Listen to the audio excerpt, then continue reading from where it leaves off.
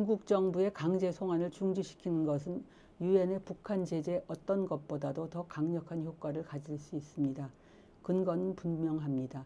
세계인권선언 제13조와 제14조는 모든 사람은 자기 나라를 자유롭게 출입할 수 있고 박해를 피하여 다른 나라에서 피난처를 누릴 권리가 있다고 선언합니다.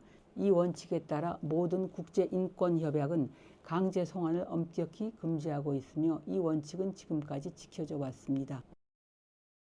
중국 정부의 북한 동포 강제 송환은 그야말로 21세기 대명천지에 말이 되지 않는 일입니다. 그런데 부끄럽게도 우리가 잠잠했습니다. 그리고 우리가 잠잠하니 국제 시민들도 잠잠했습니다. 침묵이 이어지면 부당함은 더 오래 버팁니다. 바로 그래서 이 새로운 국제시민연대 조직이 필요합니다. 이 조직은 중국의 북한 동포 강제 송환을 중지시키는 활동을 더 이상 미루지 않고 힘차게 전개할 수 있습니다. UNHCR은 국제난민보호본부로서 유엔의 난민 보호를 맡는 정식 기구입니다. 1953년 창설 이래 세계 곳곳에서 수천만 명의 난민 보호를 위해 활동해 왔고 노벨 평화상을 받기도 했습니다. UNHCR은 탈북 동포가 난민이라는 점을 이미 인정하고 있습니다. 그럼에도 중국 정부가 반대한다는 구실로 중국에서 UNHCR이 책임과 의무를 다하지 않고 있습니다. UNHCR과 중국 정부의 기본 합의서는 UNHCR이 중국에서 자유롭게 난민 구호 활동을 할 수 있도록 보장하고 있습니다. 더 중요한 대목은 제14장입니다. UNHCR과 중국 정부가 끝내 합의하지 못하면 즉시 3인 중재단을 꾸리도록 되어 있습니다. 중국 정부가 1인, UNHCR이 1인, 그리고 UN이 1인을 지명합니다.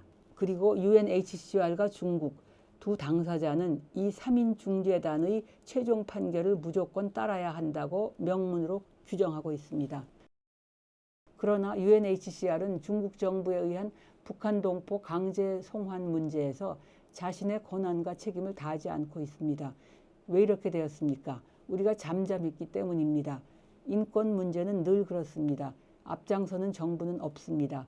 그래서 이 문제는 응당 국제 시민들의 몫입니다.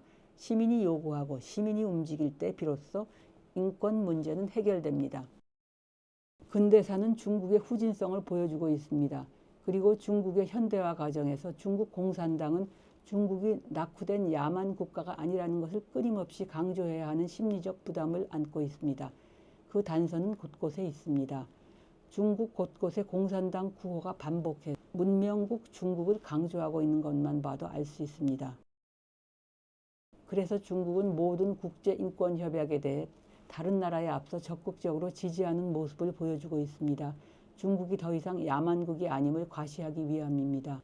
그 실례 몇 가지를 보겠습니다. 2001년 6월 11일 중국 정부가 유엔에 제출한 보고서에 따르면 국제인권협약은 중화인민공화국에서 법률적으로 유효하며 중국은 모든 인권법의 의무조항을 준수한다고 했습니다. 더 나아가 중국 국내법과 국제인권법이 상충할 경우 국제법이 중국법의 상위법임을 인정한다라고 밝혔습니다.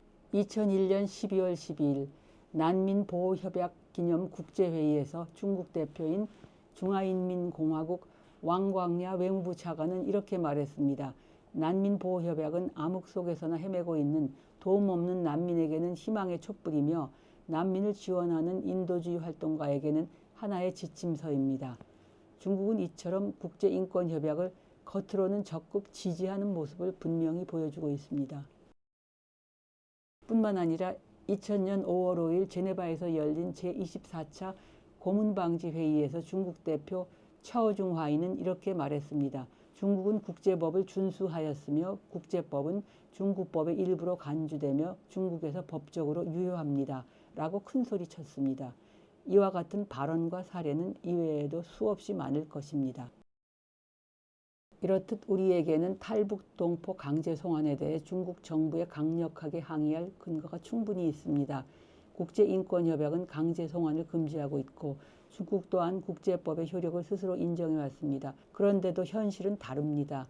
남한의 관료와 시민은 오히려 탈북 동포가 중국에서 중국법을 어겼으니 어쩔 수 없다는 말로 스스로 손을 놓고 있습니다. 이 얼마나 부끄러운 일입니까? 조선조 말기에 우매함을 반복하는 모습입니다. 너무 부끄럽습니다. 결론은 분명합니다. 강제 송환은 중국의 국내 문제가 아니라 국제 인권의 문제입니다. 근거가 있는 만큼 침묵을 끝내고 항의를 시작해야 합니다.